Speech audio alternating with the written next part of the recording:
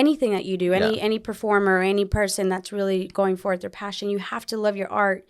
You have to really, really love your craft and say, this is worth it. Every blood, sweat, and tear, late night, early morning, sleepless nights.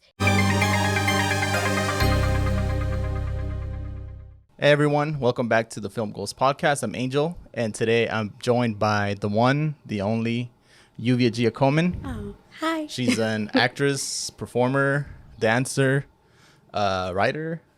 Yeah, that's a lot. Yeah. Welcome. Thank you for having me. Appreciate it. Thank you for coming. So, first, I ask everyone, I want to know what motivated you to get into filmmaking, and kind of tell us about your journey. Oh, well, I wish I could say this is something that I've wanted to do since I was a little girl, but it's not true. Filmmaking particularly got me interested in maybe about 5 years ago, I want to say, barely 5 years ago. And it was only because I was watching one of my favorite shows called Once Upon a Time. And I do this thing where when I watch a film or something that I like, I'll mimic a character, especially when it has accents and stuff like that. So I was mimicking the evil queen from the show, and it was after the episode, and I was like, oh, I'm not that bad. I was like, you know what? This is actually fun. I thought to myself, because I live alone, and I thought to myself, I was like, I'm just doing this for fun for myself because, we all like to act, play sometimes. And I realized actually it wasn't that bad, I guess I should say. And I thought maybe that could be something that I might have a talent in, and I didn't realize it. So, you think, or people have said that if you don't start in this industry in the young age, then you're kind of just not going to make it. Mm-hmm. But that's just something that if you're not really into trying to look for it, you don't really look into what it actually takes to make it. But since that thought came into my head, and I'm always been a person that as soon as something interests me, I end up going for it. I end up just start looking at what it takes to make it. What is it that I need? Start putting things in motion. So I only in a very small way started seeing the kind of testing the waters. Okay, who do I need to talk to? Where do I need to go? But I didn't actually do anything forth to go find classes and stuff. I maybe asked a few people around, and I didn't get much of an answer. So I kind of was like, okay, maybe that was just it. Mm-hmm. But it was not until maybe a year later, I had let's just say an unfortunate incident where I thought, well, my life is over. And thankfully, that wasn't the case.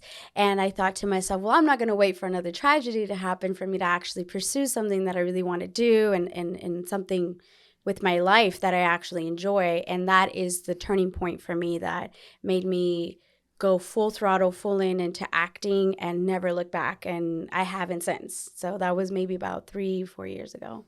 So what did you do before? What did you do, any performance? Were you dancing before at that time, or was that around the same time? Yes. No, actually I want to say I retired dancing right before that. I danced most of my 20s, and it wasn't for anything other than the pleasure of it. It was just a passion, something that really brought me joy, and it was a disconnect from my actual profession, which is in law. I stopped because I knew it wasn't going to be a career for me. I wasn't doing it for that reason. I just didn't need to keep putting forth so much of my time and energy and effort into it because it wasn't going to be a career. And I was trying to figure out what else can I do with my life, because I knew that I didn't want it to be law. I didn't want to stay where I was. I had too much creativity. I wanted to say that I wanted to pursue, and I didn't know how or in what way. And acting was just something that kind of just came into my mind. And it wasn't I can't say I had a passion to act since I was a kid, because that's not true. Mm-hmm. But it did become a passion now. It is something now that I definitely want to do for the rest of my life as a career.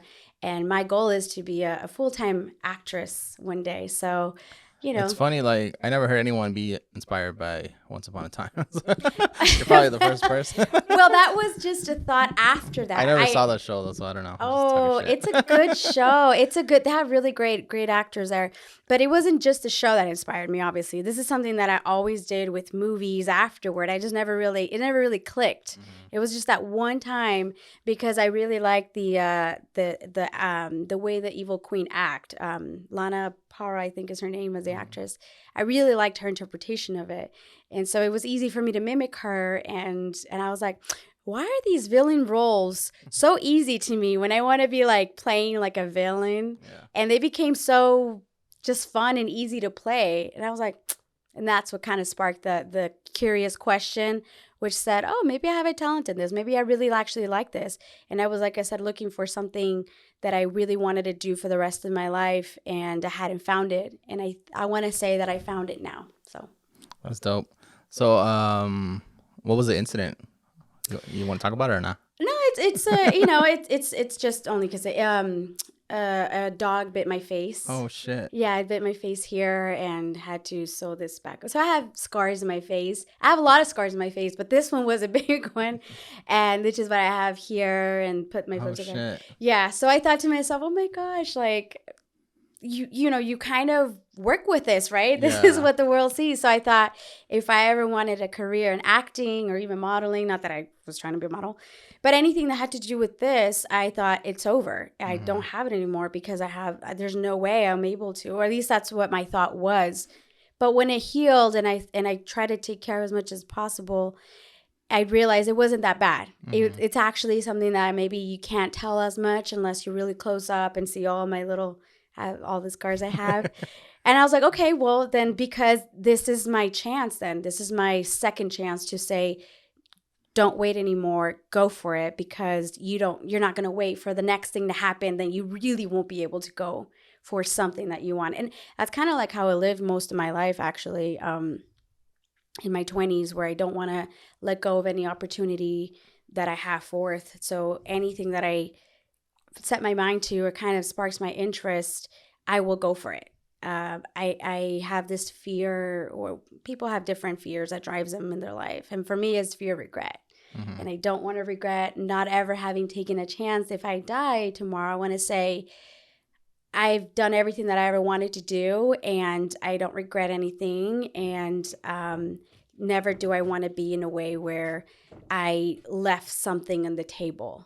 And see myself when I'm old age, and some new young person comes and says, I guess what I'm going to do? I'm going to go do something that and I don't want to say, oh, I wanted to do that. That could have been me. Yeah, that could have been me. And then think to myself and start regretting my life. Think to myself, why didn't I do those things? Why didn't I go for it? What stopped me? And the answer is just myself. I was in my own way, really. And that's actually what, when I was convincing myself, because I had to convince myself that I wasn't crazy trying to pursue acting at my age, was the thought of George Clooney, for some reason, came to my mind. Somebody famous, somebody that was really made it a successful acting.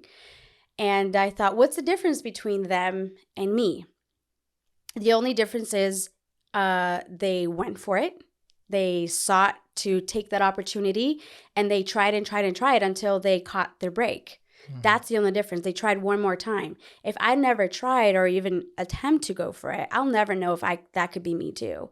And that is what helped me get over the whole idea of, oh, well, it's too late for you, or how are you going to pursue this at this age, something new. It's never too late to start over. It's never too late to try new things. Did you hear that from people, or is that just yourself telling you? That's myself telling me. I always try to find the things in life that give you purpose.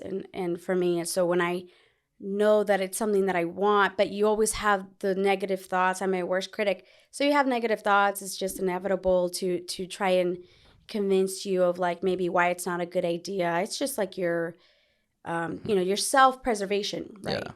You're your worst critic, yeah. Right. So when you're trying to do life-altering decisions, you weigh the pros and cons, and is this something I really want to do? Is this something that's going to benefit me?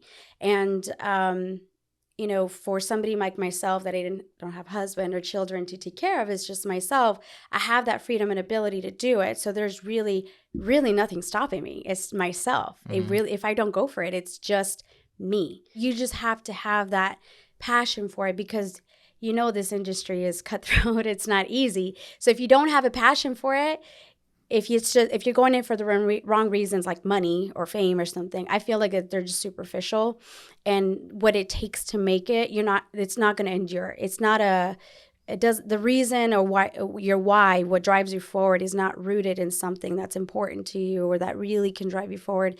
It's superficial things. Money comes and goes. So you're going to quit. You're not going to be like, it's not worth the hassle. You know, it's like, you know what, I'm going to go do something else because you don't have a passion. And it's a grind too. You It's the grind. You got to be able to grind too. Yeah. Especially for an actor because you got to do auditions and self-tapes and all that stuff. So you really, really have to love your craft. Not just acting. Anything that you do, any performer, any person that's really going for it, their passion, you have to love your art.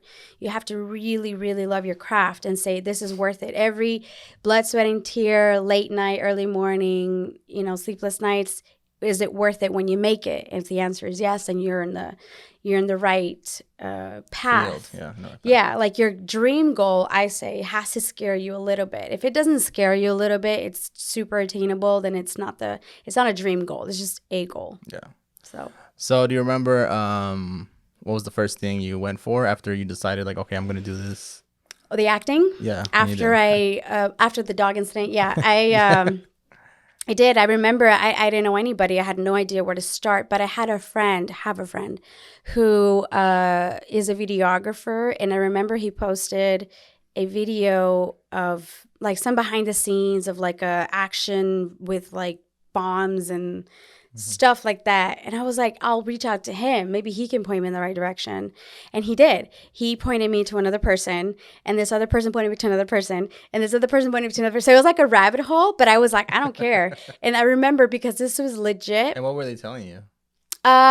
He just said, you know, I don't know where to take classes, but ask this person. This person knows a person that knows somebody that is doing classes.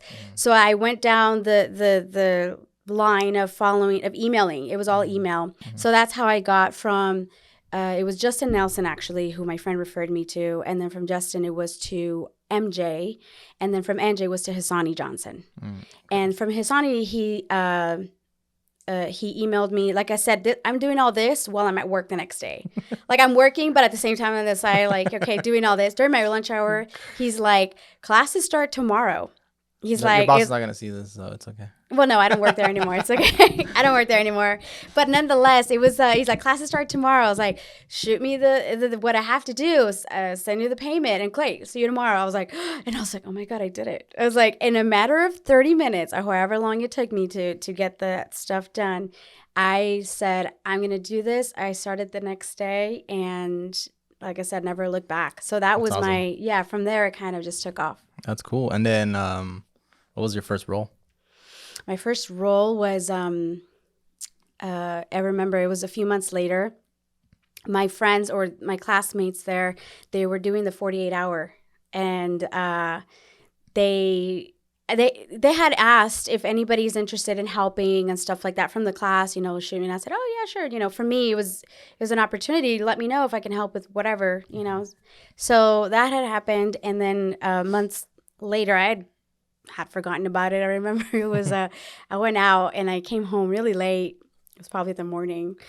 And I got a call. Here's Teddy. I got a call from Teddy. Was that for our 48? Yeah, it was for your 48. Okay. That was my first role. Yeah. He calls me. He says, hey, do you remember, you know, I asked him. I was like, sure. And he's like, I can you fill in? The person I was going to play is not able to. Can you be here in about? I was like, sure. I was probably still drunk from the night before. I'm not going to lie to you. Damn. So I got in the shower, cold shower. And all he said was, come like a badass. And I was like, what does a badass look like? So I remember, because in my head, I have an opinion what a badass looks like. So I met you right at the beginning of You met me right. That was my first role. When I went, and it was no lines, you know. Yeah, it was just acting in the background as, you know, the performance wise. Yeah. That was my first role. Okay. So that's where I met you, Angel, and that's the first time. And I remember I recognized you. I was like, I was like, I know you from Instagram. You're like, yeah, you're that dancer. You said Oh, that. okay. You said you're the dancer. I'm like, yeah. Oh, And okay. that's how we All right. started Damn, I connecting. don't. I have terrible memory. No, I don't. I remember, yeah, because Oh, that's special moments cool. there. Yeah, I didn't know that was your first role. I That know was you my were an first. extra, and I know you were like, and you did look badass. You had like we gave you a knife and shit. I remember. Well, I don't know if that makes it look badass, but I Yeah. Googled and I was Well, like, you had like the leather yeah. coat. I And, remember yeah. they all usually women that are like looking in like really cool action roles, they wear all black. I see them with their black leather jacket, black boots, black jeans. That's exactly what I wore. I remember wearing all black. Yeah, Michelle With Rodriguez. red, Yeah. yes, she inspired me. So I wore just the red lipstick. I was like, I know how to act. They gave me a knife and they put tape at the end so I wouldn't cut the actor. But yeah, Yeah. I was literally just kind of being the what was it, mob Yeah, it was like a little role. gangster thing. So Yeah, a mob guy comes in, yeah. and I was like, that's you're like the it's right around my badass alley. I chick. could do Yeah. this, no problem. Yeah, that was cool. Okay, I didn't know that. Yeah, that was Yeah, my that's first role. awesome. And yeah, I just took off from there. That's what's up. And then what was after that? What was your first speaking role? Because you didn't have any lines there. No. And even when I did Franz, which was the experimental film, there's no speaking roles there Oh, yeah. because it was all music. Mm-hmm. My first speaking role, I don't know. I'm not gonna lie to you. I've done so many shorts that I can't remember what was my first speaking role. Mm-hmm. But if it was, it would have been something on the smaller scale, Yeah, something yeah. just like a supportive role or something. And it's all been short films. And from knowing different directors around town, I cannot recall which one was my first, to be honest. Check IMDb if you want to know. Yes. If it, don't judge me if you see my IMDb and then like you're like the director maybe can figure it out. I apologize. Okay, all Yeah. good. So then we could talk about our short film now then. Behind Closed Doors. So actually Yes. what's funny is that there was another short that I wanted you for. And I'm there was a still whole salty. issue. Yeah. I'm still salty. We still talk about that once in a while. Like, I wanted to be there. But I brought you on. Like, you Yeah. came and helped for a day. Yeah. But yeah, so that didn't work out. And then after that, I talked to you about Behind Closed Doors. We got together, we brainstormed on like the idea of what can happen for the story. We casted Ray for it. Shout out to you, Ray, as well. Yep. And I was really happy actually with it because for me it's a very personal, close to home situation, and I really wanted to be able to tell that story in the best way possible, making justice to people who suffered that domestic violence during the quarantine. So I was really fortunate that you, Angel, gave me a lot of leeway and freedom to be able to help with the writing. And you let me be me and help me feel comfortable with playing such a role. And I appreciate the opportunity and the faith that you put in me to be the lead of this because, like I said, it was like it started to feel like my baby, even though it wasn't mine, But I That's really, still your baby. Yeah. it's still a baby, but it really is close to home and close to heart.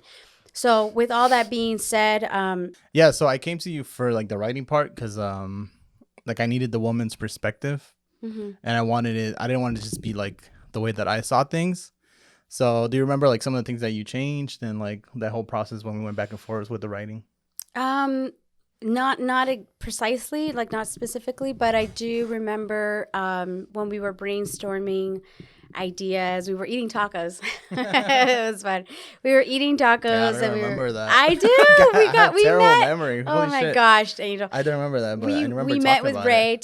to talk about Yeah. the Oh, idea of yeah, yeah. tacos. Okay, yeah. Yeah. So we did, I remember. and we were thinking of possible scenarios of what could happen. I remember you wanted one specific idea of the climax, I want to say, about it, but I was like, no, that's too similar to another film, a famous film, and we scratched that idea. And remember when you first sent me the first draft, and I reviewed it, and I liked it, but I know that my mind, the way that I start trying to see things, it's like the sequence when I try to picture it. I want to say was more, the one I remember more is the cop part at the very end. Some of the things that I thought to myself, one thing that I dislike is when there's a good piece of film with a good movie and it loses credibility because for me, it's important enough to be able to give it the correct realism. The realism. Right, of what cop would say when they approach a certain situation. And I'm fortunate enough to know certain people that I can ask that question to, because if there's one thing that I dislike is when I go see a really good film, but you have situations where cop, doctor, whatever, right? You kind of are like, that will never happen. They would never say that. that. I would never say that. That's just so unrealistic. And even if it's on purpose, I don't know, because it was just a creative choice. But the fact that it loses a tiny, tiny bit of credibility there just because they didn't put something as simple as either doing the research of what would make it a little bit more real, or, like I said, you can tell when it's a creative choice because they're trying to be funny or something like that. And when it's serious and you're like, what? Yeah. Like that would never happen. And I know because my brother is a big culprit of it. We go to the movies and he's a terrible person to watch the movie with because he'll say, nah, that would never happen. He starts criticizing. I'm like, oh. So it takes away from the film. Yeah. And this film I felt was too important to take away from that only because we didn't ask and I didn't want that, So that's why. So I did look up some stuff, I think before we talked about like what they would do or like what is the scenario, if the scenario would happen, and I did like research like what cops are allowed to do, but then it's crazy because you got to go in deeper for like local cops or whatever.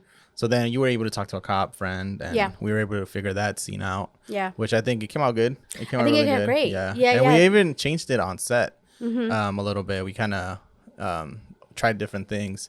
So like after we got the writing done, let's talk about being on set. Like how was that? Because it was an emotional like film, especially your role. Like, and you were there throughout the whole film. Right. It was difficult for me to get in that mindset. I'm not gonna lie. I've always tried to be a strong person mentally in every which way. So for me to become completely opposite and transform into a victim mentality, it was very difficult for me to do. But that's what I like. I like the challenge to grow as an actor and actress to be able to do a role like this. And like I said, really embody what it feels for women who went through it, not just women, but people in general. And remember, I remember when we were on set, that, when we had a break and we were eating, I said, I'm not going to eat with you guys because I need to stay stay in character because it will be difficult. Once again, it is already difficult, but to okay, guys, let's go eat and have laughs and stuff like that when I'm supposed to be a repressed, beat up boy. Yeah. So I remember it was a choice. So that way it was a way to stay in that mindset, and the realism would come out, I want to say, in the portrayal of her. And afterward, I was still feeling after we filmed. I was still feeling depressed, which it took a weekend, right? Okay, yeah. Was it 2 days? Yeah, it was like 3 days of shooting. 3 days, was it? So afterward, it was a little bit. I had to actively get myself out of that mindset. Wow. Because you stay, your heart and your mind can't really differentiate when you make those feelings real that it did not happen. Yeah. So you have to actively tell yourself, this did not happen to me. I am okay, right? Because I think I stayed with it for too long that it started becoming real to me, or at least the feeling. So I remember Meryl Streep is somebody that also a great actress that I admire, and she says that she has things in place to remind herself of who she is, and you're married, you're this, you're that, for actors also that do, difficult roles like this for, films in general. Yeah. But yeah, the shooting was challenging because we only had a certain amount of time with the house. And I know I would have, for me, I try to be like, I would have liked to reshoot things because it's like, let's get this one other thing, or let's get this. There's always things to add, and you think of things on set. Yeah. But we were limited in time. So I think for the amount of time we had, and I know we were also the neighborhood where we couldn't do a lot of noise. Yeah, so we had to keep things a little bit like, they're going to really call the cops on us if they think somebody's really beating us up. Change it up. Yeah. So that was, real. Those were the little challenges but I think for the most part, we did a great job. I think you did an amazing job too. Yeah. Absolutely. I know there was a moment there where we were shooting a really serious scene, and me and Ray couldn't stop laughing. Oh yeah. I think you were getting annoyed, but I don't know why we had this laugh attack. We could not stop. And it wasn't even funny. I have no idea what we were laughing at. Yeah. I have no idea. I remember. But you were like, hey guys, get serious. Okay. But we were like, legit, we were inside, we were laughing. I was like, we don't want this to come forward. Yeah, I think I made you guys I made one of you guys step outside. I was like, go take a break or something like that, and then come back and do it. It might have been me because I was the one. You're out by the door, so I was like, I don't know why. Step outside. Sorry, like, we're sorry. I mean, it happens. It's all good. It's fun on set. Yeah, I don't know. Probably because I didn't get the joke. I was like, all right, let's fucking. You were like, you were felt out of it. You're like, you know what? We got so much time, but anyways, yeah, it was in good. your video. Do you remember what the hardest thing was about the character, like performance wise? Performance wise, like I said, it was just staying in that victim mindset. Her character, looking back at it now, obviously, as because we shot this over a year ago, like a year and a half ago, and I feel like I've grown a lot in my acting experience. And looking back at it, of course, I do see it, and I once again, because I'm my worst critic, I wish I was doing things different, or I could have done that different. I think that to myself. I think we all do, maybe, if we look back at her work. But I also know, like, I did the best I could with what I had at the time, right? And I think I might have told Ray, I need you to actually, like, he wanted to be gentle, of course, because he's not really hitting me or anything. But I told him, I was like, I need you to actually, like, throw me, not where you're going to hurt me, but I need to feel like the sensation of whatever, because that helps me to get in that mindset of like the fear and whatnot. So I think that was mainly it of trying to get in the mindset of victim mentality, that this is happening and I'm fearful of him, because he's such a sweet guy. So it was not like I really he has that look though. He had the look down. Yeah. And I remember we were doing the in one of the scenes where he had to hold me from the neck or whatever and put my head in the wall. My head actually like tapped on the wall. It just went like that. And then he was like, I'm so sorry. And then like in one of those, he actually caught my nose as well. And I just kind of like, oh God, I was like, I had to sneeze. Like that's about it. Yeah. That's like the most that happened, because in scenes or films where you have to actually get physically with, touch with another person, sometimes accidents happen. Yeah. And I'm all for it. I do martial arts. So I was okay. But I want to say that was for me mainly was that just staying in the character of the idea of it all, because having friends there and other people there, you know that it's not real. But I feel once I get more experience, the more experience I get, it's just even the classes I'm taking now, it's helped me stay with the sensation, but it's fleeting. I think it was a good production, and you always think that, like I always think that too, like, damn, I should have done this and done that. Mm-hmm. But then it's like when you have limited time with a house, it's like you can't go back. So we tried to get as much as we could while we were there. Right. And then those thoughts always happen. Right. I think for me too, like I'm like, I should have done this shot different, or this lighting should have been a little bit different. But that's how you kind of learn and grow. And thankfully, the last shot we did for the film, it didn't take place in the house, so we were able to do it somewhere else, which is the scene with the support women group. Mm-hmm.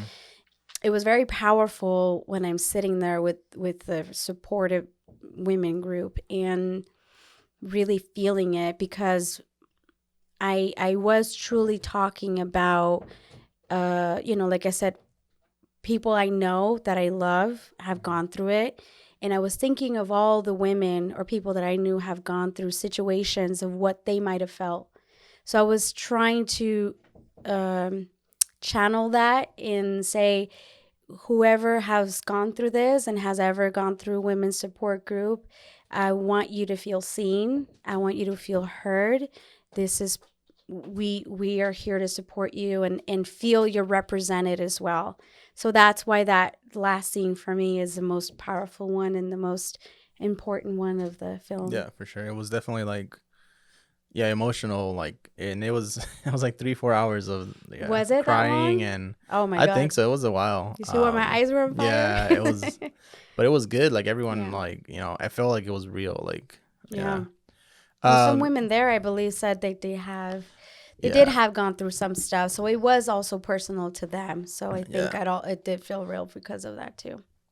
All right. So then let's talk about post production. The fun part that we got to do. Yeah. We are creating 2 songs for the film, Yes. being produced by Titus Rhodes and sang by Lluvia. Yeah. So tell me about that. Like, That was an accident. That was not planned. Well, I'm not even entirely sure how it came about, other than I think we were going back and forth with like music, like, oh, this song. Yeah, I think you were sending me songs like was maybe I that think something like you're, oh, this song is good, like maybe something like this for the end. well, that was, I think, later. What had Okay. happened, if I remember correctly, is that Titus had, or you approached me to be part of another song, and called Como Me Duele, which is a spinoff of Selena's original song called Como la Flor by Soto. And they needed a female vocalist. It's a great English hip hop spinoff. Go hear it if you Go guys listen like to it on it. Spotify. Go listen to it on Spotify if you guys like it. Don't judge me too hard. But they needed a female vocalist, so they approached me to do it. And I thought, sure, I sing in the shower. I think I'm not that bad. So, because I feel from that is where it came from, the whole music thing. We kind of just decided, like, hey, you know what? It would be fun if I can sing in it, because I'm the lead of it. Like, it would be, once again, making it my baby, making it all about me, whatever. I was like, I would absolutely love it. I think it kind of just started out as a just a fun idea of Mm-hmm. it, and it became true. It became true. We decided to write 2 songs because we wanted to say, maybe the theme song, the very ending, that was what I thought was going to be the song I was singing in it. And then it kind of evolved into 2 different songs, because one of them is the powerful song of what it means, the nature of it, of the pain, I want to say. And then the other one was the ending uplifting song that kind of came about, which was like, let's put forth a new light, a new life that you can now have. And that's kind of how that evolved. But yes, so Titus, the person who's also doing the score for the film, we kind of got together. We were talking. We were listening to different songs, and I even put a playlist of what kind of felt like Mm-hmm. inspiring toward Yeah. it. And that's how Titus wrote the chorus for the first song, and then from there, I finished writing around it of what kind of came to mind. I remember being in Six Flags when because I remember feeling how, oh my God, I was so excited. I was in Six Flags when he sent in it. I just hear it, the beat and the chorus. Tell me what you think, right? And I was at the line of one of the rides, and I was hearing it, and I was so excited, because I was like, oh my God, this is a sick beat. I love it. I love the chorus. I can't wait. And of course, I had to wait to go back home and finish and write around it. But so that one, I think it just kind of poured out of me, the Mm-hmm. writing of the lyrics and stuff. And we kind of went a little bit back and forth with it, and with the brainstorming with Titus when we got together. We kind of, decided, okay, this is it's done. It's great. Let's just go ahead and record it. And that one was, I want to say, fairly fast in comparison to the second song. Yeah. And super, super happy and excited. I was still in like the hype of it. I wasn't ready to record the second song, because I had to get in that mindset, mood, mentality of a different vibe for it, right? Different mood. How So, was it singing, like, because that was your first official song, like, how yeah. was it being in the booth and collaborating with Titus? Oh, Titus is a great, great musician. He is super talented and made me feel so comfortable. Now, mind you, I'm not a musician. I'm not a singer, but once again, I was, given the space to be able to say, "Hey, you have good vocals. Let's use them." Before, I was embarrassed, because I was like, I would never. Like, I do not consider myself a Christina Aguilera, nothing like that. But somebody to say, no, you might be able to, do this. And like I said, they trusted me with that one song, Como Me Duele. I thought, okay, I already had to feel what it was to be in the booth and be able to hear my own voice, which I do not like my voice. No, I don't think Nobody anyone does. does. Yeah. Yeah. So I was like, how do these people sound? But anyway, so I was already I already had the feeling what it was. But now that this was my song, this was my first, just me singing, I didn't know how that was going to turn out. But Titus just did such a wonderful job to be able to help guide me and say, okay, now try this or now try that and higher or whatever. And he is amazing. And thank you. Shout out to Titus for that. Yeah, absolutely. So that was how hearing how the first one came out really got me excited and really made me feel like, okay, maybe I could do this. Maybe I might have some talent here too if I actually hone my voice, because I've never taken even a single class.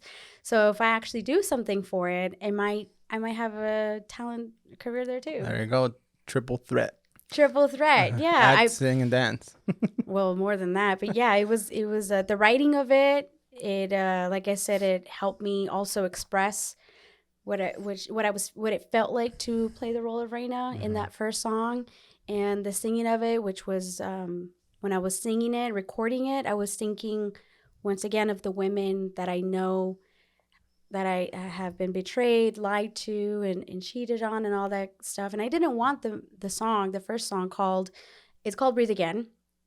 And I didn't want it to be just about domestic violence. I wanted anybody who really has ever felt hurt to be able to resonate with it and sing it at the top of their lungs. And like, I can breathe again, like once you hear it, I hope you like it. And if you've ever felt that way, I hope you resonate with it. And that was my goal with that song. So after doing the first song, we decided, okay, well, we were recording. I was like having already visions for the music video. And I was like, so we're doing a music video. Yeah, and I was all for it. I'm all for it. Yeah. I had myself envision something about it, like clips and, kind of like pictures that come up in my head of like how I wanted it to be. And you've done a great job with going with all my madness and my little like, no, I want it this way. No, it has to be this way, with making the music video that, you're directing. And we have one more scene to film. And I really, really want this last scene I really want it to be how I envision it.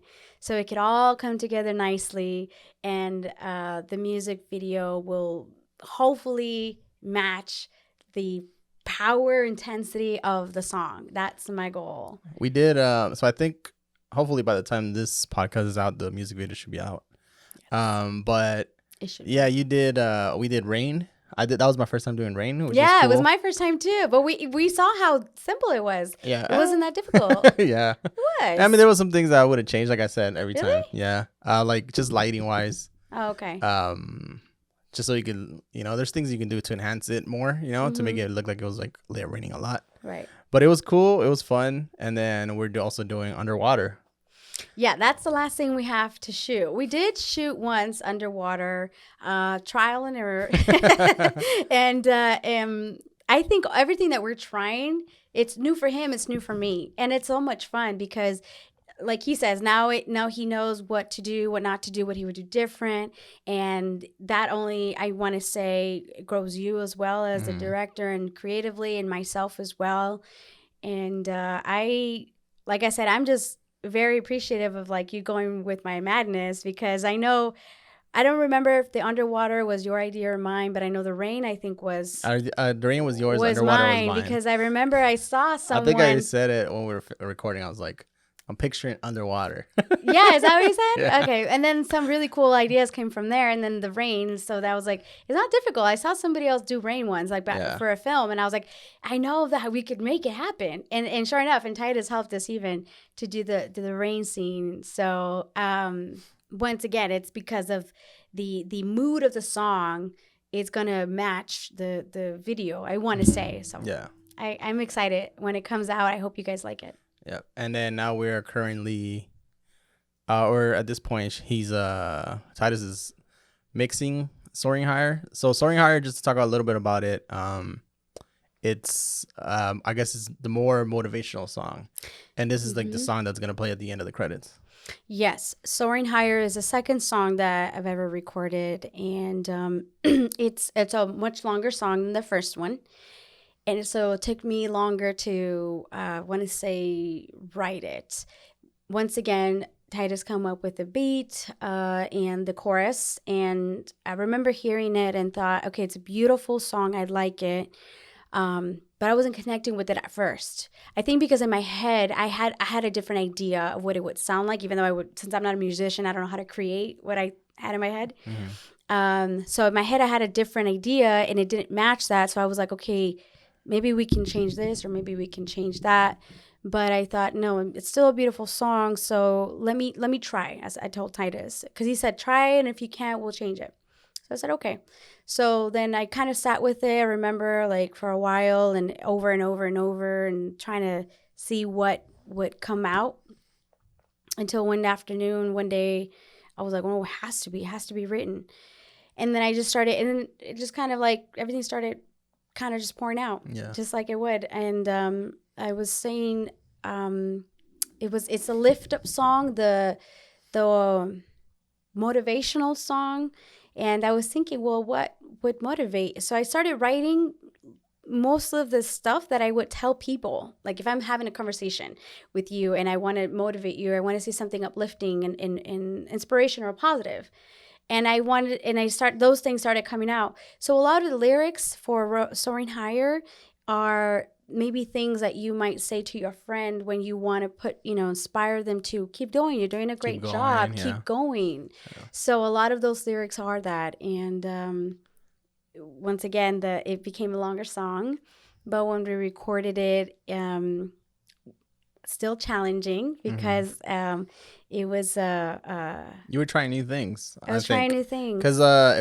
it was different. It's different than Breathe Again, and then it's Hmm. like there's also like musically there was different things that you were doing with like the Right. verses and the chorus. Exactly. And when we were when I was singing it, recording it, I remember closing my eyes and like singing like to God, basically like Mm-hmm. the what I would say to somebody that I love or somebody I care about.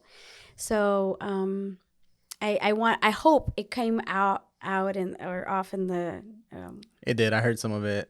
oh If yeah. it's not out by the time this podcast comes out, I heard some of it. It's a beautiful song. Is it? Oh, Yeah. well, I hope you guys like it. And I know you want to do a Yeah. music video to it, but I'm like, I'm Yeah. done with it. I think it's just beautiful on its own that I don't really, I cannot envision a music video for it. I know you Yeah. can. So I'm all for it. If I can definitely go for it, definitely. But Yeah. I know I was like, let's just get the songs now. And now that those songs are finished and Titus is finishing also incorporating those in the score of the Mm-hmm. film, then it's all going to be wrapped up, It'll be coming hopefully out right around soon. the same Yeah. time. Yeah. Exactly. Before we talk about like the wrap up, so yeah, tell me. I know I've seen you doing some martial arts stuff. Yes. Is that like a new hobby you're getting into, or what is that? No, martial arts is something I've always loved since I can remember. I started off with just I guess kickboxing at the gym and stuff like that. But I was always into sports like that since I was a kid. I would do boxing until I got knocked out by a bigger girl. Goddamn. I was like, this isn't for me. But I still loved it. I still loved it. I grew up with my brother, like always wrestling and stuff like that. So it was something that I enjoyed. And I like Bruce Lee movies and stuff and action film. And it was not until I saw Michelle Rodriguez in Mhm. Girl Fight that I was like, oh, I want to be that badass like that and fight. So even though kickboxing was just for gym wise to lose weight and it was fun, Mhm. I really, really wanted to do self defense. So from there, I did a little bit of Krav Maga and also BJJ or Muay Thai, just a small, just to kind of like see how that was. But it's not until recently that I found Kung Fu, Mhm. Wushu style, and I fell in love with it. So I'm fortunate enough that in my lifetime, I think I found that, 3 passions. Some people don't even find one, let alone 3. Mhm. And that has become just like dancing. It's not something I'm going to pursue as a career. I'm not going to become a master, go compete in it. I do know I did compete a little bit in dancing, but it is something that I have such a passion for that I don't want to take shortcuts. And even though I'm older and I just started doing this, I want to say like this year, I want to feel what it is to go through every single stage to be at such a level where I know that I want to say I'm comfortable and not going to go get hurt, you know? But I feel like that still, it kind of helps you with your acting. Because if you want to do like performance, like Yep. stunt performing and stuff like that, it'll Yeah. help you in Yes. some way. So I don't consider myself a stunt actress at all. It's not, but I'm trying to be that. But I absolutely would love if I can put forth what I do know or the little bit I do can do in stunts and fighting and stuff with the film. Because essentially one day, that is also one of the reasons why I got into acting. I wanted to be that badass in the film, girl kicking ass, you know? So I want to go do action films. And if I can incorporate what I love, which is, you know, martial arts with film and the music and dancing, like it's all a dream come true. That's a dream come true for me. For sure. That's Absolutely. awesome. Yeah. All right. So that's Lluvia Giacoman. Anything else you want to say before we wrap up? No, thank you for having me. I hope you guys enjoy anything that you see that we're doing, and give a thumbs up if you guys do. And thanks for watching. Behind Closed Doors will be out soon. It's gonna go to festivals in a couple months or so. So be on the lookout for Behind Closed Doors, the music video for Breathe Again, and I'll leave the links to everything below. So thank you. I'm also going to say one more thing. I'm trying to convince them to do Behind Closed Doors too. There is a great synopsis for a spinoff. I will convince them. I was speaking to Ray about it, and that's when I decided. When I told him, I was like, he did Dinner for One. He was great at it. It's a great film. Go watch it, by the way. And I was like, so I really want to do Behind Closed Doors too, because it's similar, like the similar feel that I feel you would be great at shooting. Dinner for Two. All right, guys. Thank you. Thank you. See you next time.